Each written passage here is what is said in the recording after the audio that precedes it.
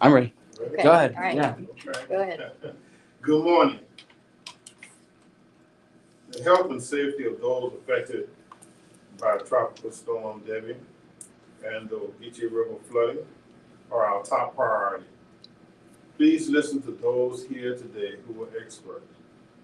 The response to this storm and the following floods that followed was an effort on the part of Chatham County across many departments, including CEMA, mosquito control, animal control, Chatham Fire, Chatham Police, Public Works, Engineering, the Department of Public Health, and countless others throughout the county and our employees. And to that we say thank you and we appreciate what you have done. Over the course of this storm, I have seen the resiliency of the residents of Chatham County.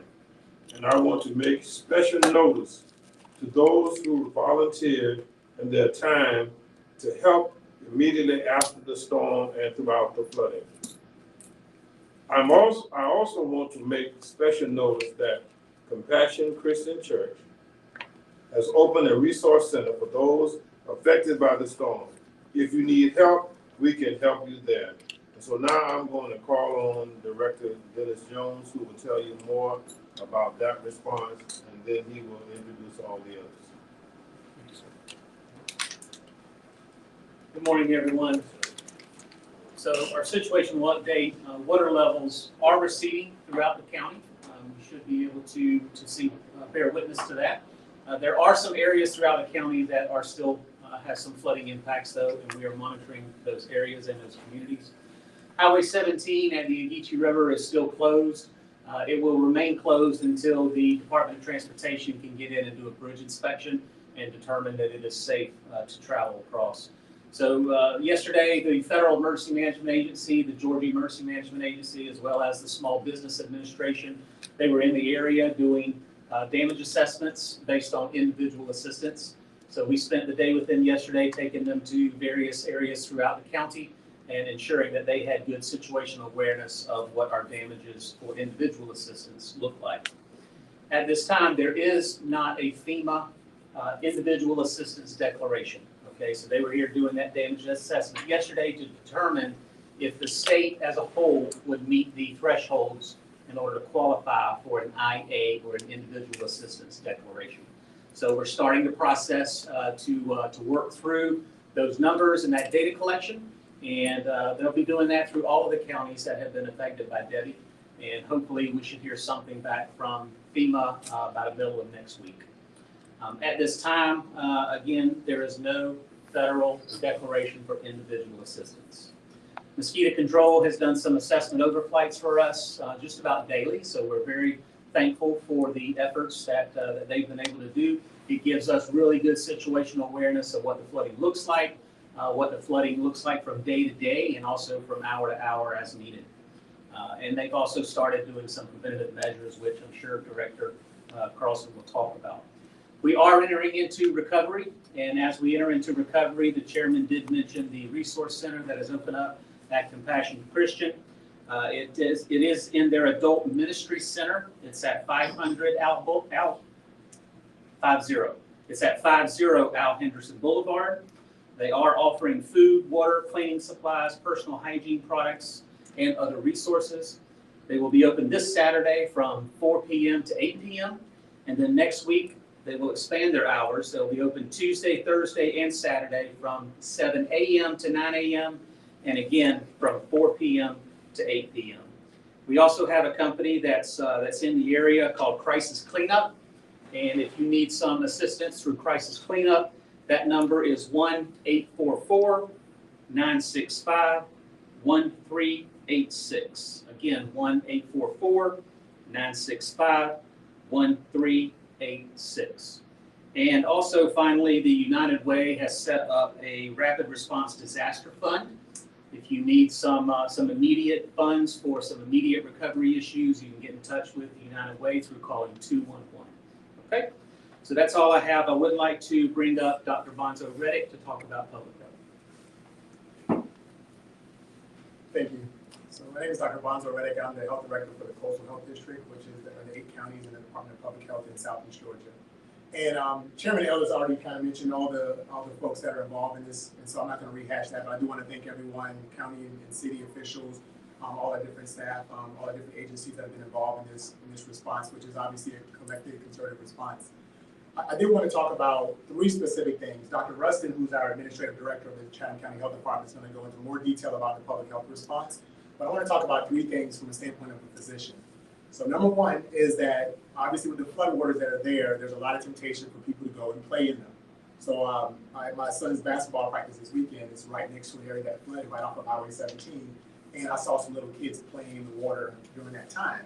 And the problem with floodwater is that it contains a lot of animal and human waste. There's a big risk for infection if you wade into it. And also there may be sharp objects that you can't see in the water that can poke you, that can injure you that way. So we strongly recommend that no one goes into the floodwaters unless they have no other option.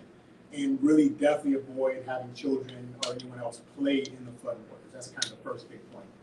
Now with that being said, we have just heard about the brave volunteers that are involved in some of the rescue efforts and going in to help people. So for some people, it's not avoidable, or you might be stuck in your home and have no option but to go into the water. So that leads to my second 2 points, is that if you have to go into the water, making sure that you protect yourself as much as possible. So one way of doing that is to avoid the risk of mosquitoes, mosquito bites and mosquito-borne illnesses, which I'm sure we'll hear about in a second. So, and you'll probably hear some more details, but the main things are using evidence-based insect repellents, DEET or bicarbonate or something like that. Lemon oil of eucalyptus works pretty well. Doing something to prevent yourself from getting mosquito bites in the first place. That's the best thing you can do. Now, I know some people have asked questions about West Nile virus, and there's some mosquitoes that have West Nile virus. There's no specific medication you can take to prevent it, other than not getting it in the first place. So there's not any medical treatment you should seek to prevent a mosquito bite, other than the repellents that I mentioned. In addition, if you are bit, there's not a medicine you can take afterwards that will prevent you from developing West Nile virus or some other types of mosquito-borne illnesses. So the best thing to do is try to avoid it, try to stay out during the hours where mosquitoes are more prevalent, during those early morning, late night, kind of dusk and dawn hours.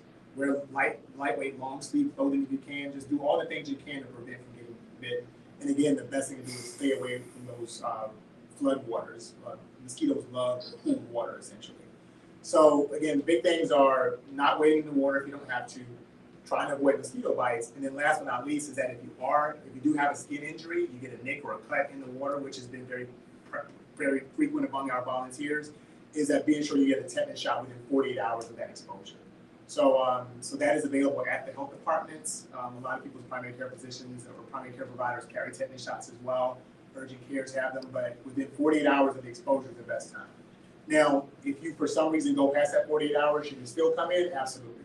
So still come in, but the goal is really to get it within that 48-hour period, because the incubation period for tetanus can be as short as 3 days or 72 hours. So just try to stay out of the waters if you can. Trying to avoid mosquito bites and mosquito-borne illnesses. And if you do get nicks or cuts, go ahead and get your tetanus shot. And if you know you're going to be in the water and are at high risk and you have access, go ahead and get your tetanus shot ahead of time just to be safe. Tetanus shots are good for about 10 years. So if it's been more than 10 years, then go ahead and get your tetanus shot. Again, available at the health department. Dr. Rustin will tell you some more details about specific places and times you can get those as well. So again, thanks to everybody in the community who's been a part of this effort, and everybody out there, please stay safe. So first of all, I want to thank all of you for being here to help us carry this public health message that we're talking about today. My team that's here today, in addition to myself, as the director of the health department, I've got our nurse manager here, Dr. Sarah Feebles, as well as our environmental health manager here, Lauren Baker-Newton, and they're both available to answer questions about some of the things that we'll talk about. As Dr. Reddick had mentioned, we're very concerned if you receive cuts or scrapes or step on a nail about getting a tetanus vaccine. One of the things that we do at the health department is we offer the tetanus vaccine on a routine basis, but specific to this event and for individuals that may have been injured or cut or scraped as it relates to the flood that's happened on the Ogeechee River, we are partnering with Compassion Christian at the recovery site on Al Henderson Boulevard to offer on-site tetanus vaccines. Our team will be available on Tuesdays and Thursdays next week from 4 to 8 p.m. We'll have nurses on site. You don't have to have an appointment, and there's no out-of-pocket cost for folks who need to get this vaccine. And so again, that will be at Compassion Christian Tuesdays and Thursdays from 4 to 8 p.m. In addition to that, we're also offering walk-in services at both of our health department locations. And so you can walk in, let them know you need a tetanus vaccine, and we'll work you into the schedule to get that vaccine here at the health department. In addition to the health department locations, you have urgent care facilities, your private physicians' offices, as well as some pharmacies offer that vaccine as well. And so we just want to encourage people who may have received an injury, cut, a scrape, a nail puncture, that they consider getting that tetanus vaccine. As Dr. Reddick had mentioned, obviously anytime there's a flood event, there's going to be mosquitoes. We have a very fantastic mosquito control program in Chatham County, and they're certainly doing everything they can to reduce the number of mosquitoes. But there will be some standing water around even as the floodwaters recede.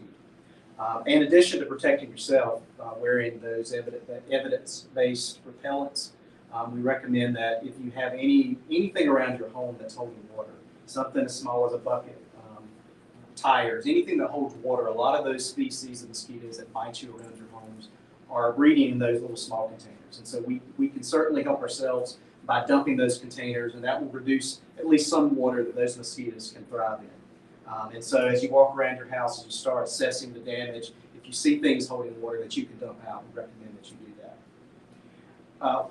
Another thing that comes up quite often during a flood event is what happens with molds and mildews. All mold needs is water. And so if your home was flooded, most likely you're going to have mold in the home. There's a lot of education from CDC and from the EPA on what you can do about mold.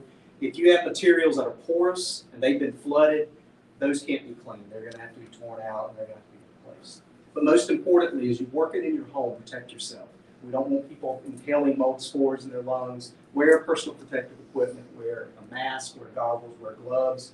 And most importantly, we use a lot of bleach with dirt when we're cleaning up. Don't mix chemicals. Don't mix bleach with ammonia. Don't mix bleach with some other chemical that can create another problem for you. Well water is another concern that we have after a flood, especially in those areas of the county where you get your drinking water from a well on your property.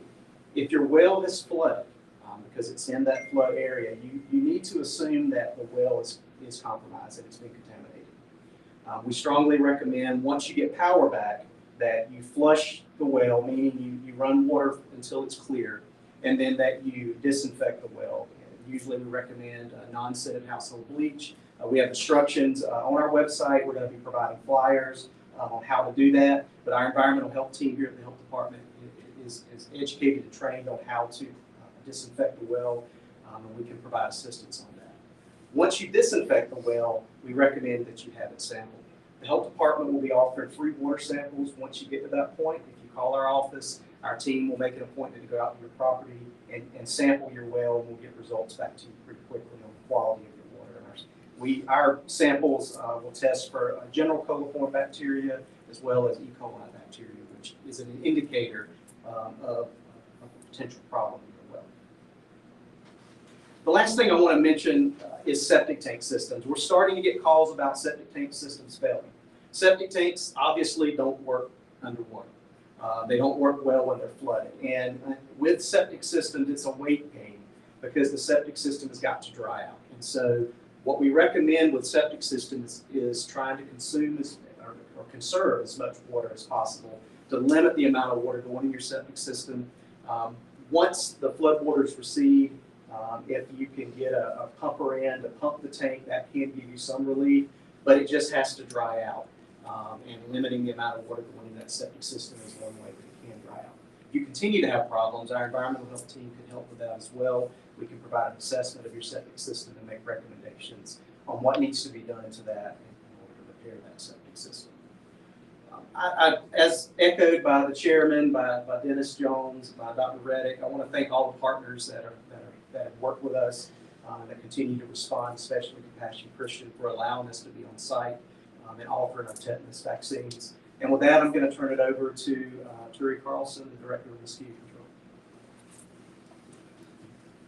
Control. All right, like everybody has said, it is floodwater, so there are a lot of mosquitoes out there. We noticed a big nuisance hatch of mosquitoes. Now, these are the mosquitoes that don't necessarily transmit disease. There's a very large number of them that hatched on Monday.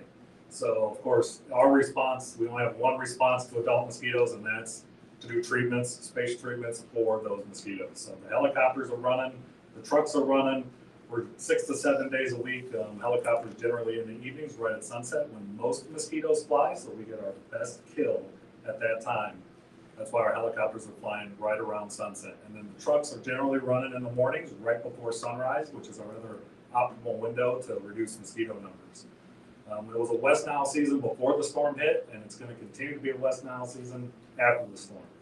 Whether or not we kind of stay leveled off with the virus is yet to be determined. So we're a couple weeks out from really knowing those answers. But as the floodwaters start to recede, we switch from nuisance mosquitoes to vectors mosquitoes, those that will transmit disease or are able to transmit disease. This is historic levels from my understanding down along the Ogeechee. So where those water sites are kind of unknown to us. That's why our helicopters are coming in with assessment flights as well. So we're trying to figure out where water's standing now.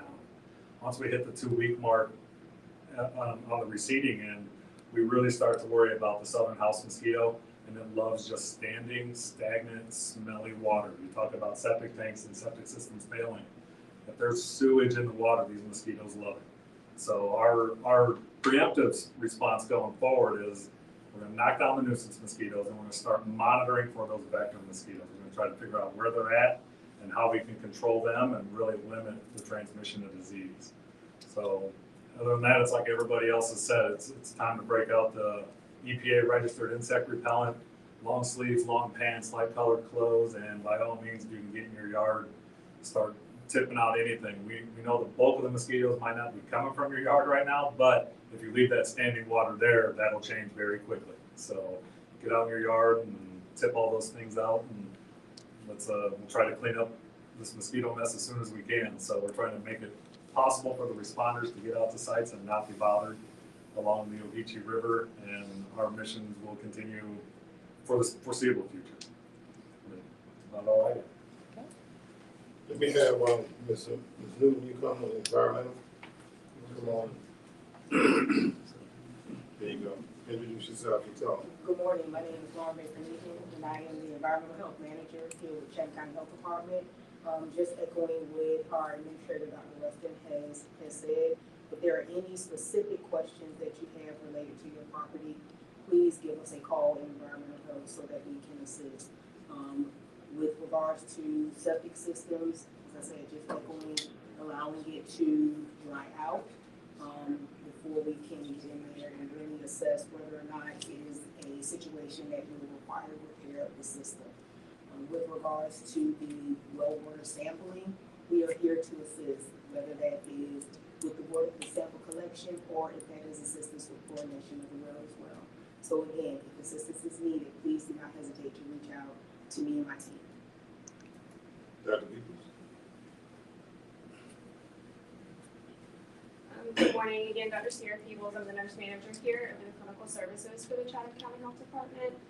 Again, echoing Dr. Rustin and Dr. Reddick, if you have been in the floodwaters, if you have got any injuries, please let us know. Please come into our clinic and we can provide that tetanus vaccine to you. If you're unsure if you've had a tetanus booster in the past 10 years, no problem. Give us a call. We can look up your records to kind of see when that last one was and to give you some advisement on how to proceed. And as well, we will be at Compassion Christian next Tuesday and Thursday from 4 to 8 p.m. Please come on. We will get you that vaccination. If you have any other questions related to health during this flood, again, just give us our office a call and we can advise you. Let me just say on the day before yesterday, on Wednesday, the health board met in the same room, and we felt it necessary that we bring these things to you because we are in the point of recovery, and a lot of times folks don't really realize what they need to do, all right?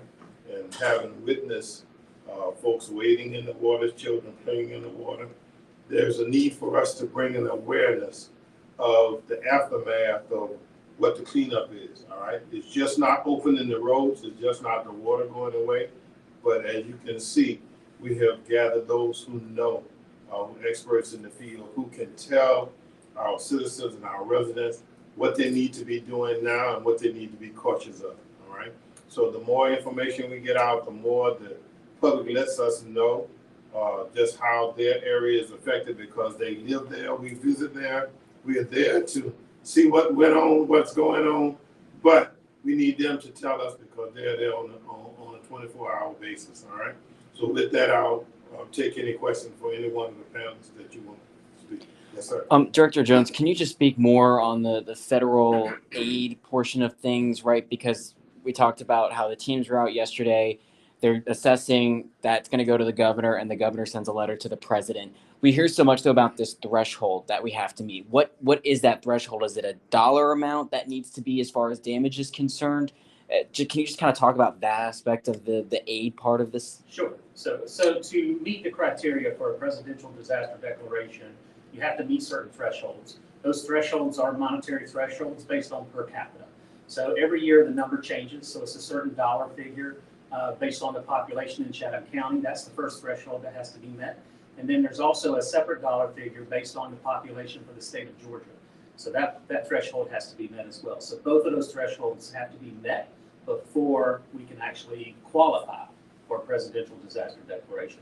So for Chatham County, that threshold is right now 1.3 million for this year, and the state threshold is right at 20 million. So And both of those have to be met before the president will even consider a disaster declaration. And as far as the president giving us a thumbs up or a thumbs down, whether or not we meet that, you said middle of next week, we should know? I'm anticipating that. FEMA was in yesterday. They saw everything that they needed to see for the IA declaration, individual assistance. So they are doing these same things in the other counties that are affected by Debbie. So it just depends on what that schedule looks like. And then they have to take that information back. They have to get information from the state, compile all that data, then present it to the federal government. So I would anticipate middle of next week. That's just my anticipation. That's my speculation. It could be the end of next week. It could be the first part of the following week. But hopefully within the week, we should have a good clarifying path forward. Thank you. Any other?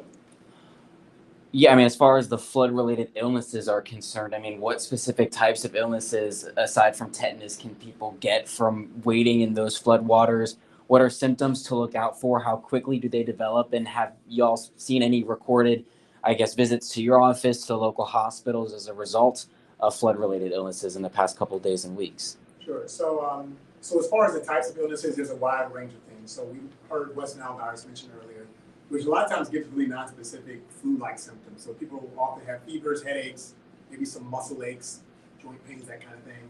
For some people, they have gastrointestinal illnesses. They might have some nausea and that type of thing, some diarrhea even. But it's very dependent on what each person has different symptoms. There are other things as well that can be spread in flood waters. We mentioned tetanus, which is a relatively rare condition thanks to the tetanus vaccine. There's only about 30 cases of tetanus in the United States every year, total in the entire country in all 50 states. So we do not want any cases in Chatham County. But there are other bacterial infections you can get as well. So simple staph and strep infections you can actually get from being in the water, especially if you have an open cut or a wound. It can get you can have a high rate for wound infection. So symptoms to look out for, I mentioned fevers, headaches, especially high fevers, but also if you have any cuts or scrapes on you that are that look like they're getting infected. So signs of wound infection are things like increased redness, increased pain in the area. If it starts draining fluid, especially if the fluid looks like pus, those are indications to seek health care immediately. And have you seen any recorded cases? So there have been some reported cases, but not of the other things like West Nile virus or anything like that. But we have seen cases of a lot of wound infections or people with cuts and scrapes and blisters and things like that from who've been wading in the water. So that's probably our biggest risk, is just the skin infection that can happen, and also the potential harm from being around that dirty water that, again, often has human and animal waste in it. So do not play with it. Yeah. And just while I have you, I mean, yesterday the city of Savannah announced that there was a massive sewage spill, about 500,000 I think gallons of sewage was spilled, between, I think it was August 5th and 7th. I mean, does that raise concern in your mind, given how populated that area was where it happened? So the one thing we do is really just make sure we educate people and not to have people panic per se, because a lot of times when something like that happens, people say, I need to go to the doctor and get some kind of treatment to prevent an infection. There's not a specific thing you can do in that situation. If you have to get in the flood water, there's no specific medication you should take to prevent infections. It's just knowing what things to look out for, and if you do have any symptoms of it, just seeking care immediately. So we tell people not to panic, but also still be vigilant as well. Gotcha. Thank you. All right, anything else? Yes, sir. Yeah, sorry. Just while I have y'all, for mosquito control, Okay. I mean, you mentioned that this was a very intense season as far as West Nile is concerned prior to the storm coming. So, I mean, we know that the helicopter and treatment efforts were hampered because of the storm. So how, I guess, much did it set y'all back? And how much is the concern level now given all of that standing water? I mean, like you said, it doesn't take a lot of standing water. It can just be a little puddle in a bucket somewhere. So Right, our concern level stays about the same so far. I'll put it that way. We're monitoring, we're running our traps, we're collecting mosquitoes, we're still testing, we're doing everything we do that we've been doing. So we haven't had to increase, I guess, our concern about West Nile. The nuisance mosquitoes are our biggest thing out front. That's putting us behind probably a little bit on West Nile control because the nuisance mosquitoes are countywide. West Nile was really focal in the midtown, downtown. It was, everybody should take precautions against it, don't get me wrong, because especially after this, it's going to bubble out probably just about countywide. So we're trying to get everywhere we can, but right now it's just, we're trying to cover 237,000 acres and we're doing it in chunks. So we're coming. And we're going to try to keep those West Nile mosquitoes down along with knocking down the nuisance mosquitoes. So right now it's kind of, our efforts are adding on to each other, which might be a little bit helpful. It might not blow up our concern in the next couple weeks. So at least that's what we're hoping for. So monitoring continues. thank you. Okay. Got everyone's questions answered? Let me say that our main reason for having this press conference is to bring awareness of where we are, all right? We are continuously gathering the data in our environment and in our living area, in our living space, and we continue to have the ability to meet the needs, all right? I think Director Jones asks me every day, do I have any needs, all right? And so I look to the residents, if there is a need, to get in touch with us. It will be on our channels, it will be on our websites. We hope that you will put the information on there. But we are asking the public not to panic, all right? This is not time for panic, but this is time to be educated about what happens after the storm. All right, the storm has passed, we're into recovery, and it takes time because we have to gather the data, all right, and send the data to the state and then the state to the federal. All right, the federal have been here, they've done their evaluation. The local CEMA continues to do evaluation, I want to say hour by hour. And so things will change. And if things change, we will let you know. We will keep you abreast of what's going on. But we ask you to please, one of the things that all of our departments who are at work, all of our volunteers who are at work, they need your cooperation, all right? So be compassionate one to another, all right? And don't go off. But there is a solution that we're working on, and so you can tell from those who have gathered here how we're doing, especially those folks on the west side who have wells. And if your well was compromised, you know that there are certain things we need to do and certain things you need to do. And we have people here who can get to the answer to your questions and the answer to your concern if we all work together.